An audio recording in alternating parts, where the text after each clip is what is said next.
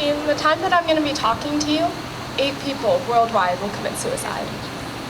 That equals around 2,400 people worldwide committing suicide today from mental health issues.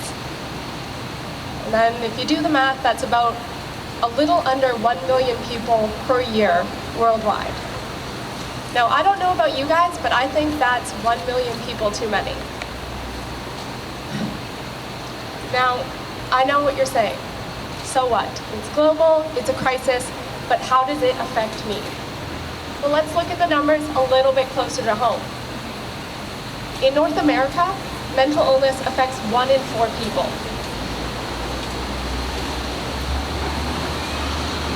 Suicide is the second highest killer of youth in Canada today.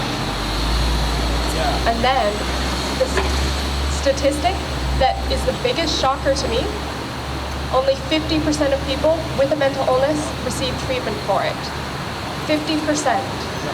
And yet there are treatments that work. So great, you're thinking, it's common, it's global, it's in our community, but it doesn't affect me. But it does. Mental illness does not discriminate against who it affects. It can affect your neighbor, your teacher, your aunt, your uncle, your son, your daughter, you. I was 16 the first time I went to the ER in order to be treated for my anxiety disorder and my depression. We were there for hours, waiting. I sat there with my parents, and we heard doctors walk by and nurses walk by, and they would say, "Oh, just leave it. She's just there for the attention." And yet I was just as sick as somebody who was in the intensive care unit above me. And it took years for me to get the treatment that I needed in order to rise above the stigma. A lot of people compare mental illness and mental health issues and depression especially to sadness. But there is absolutely no comparison.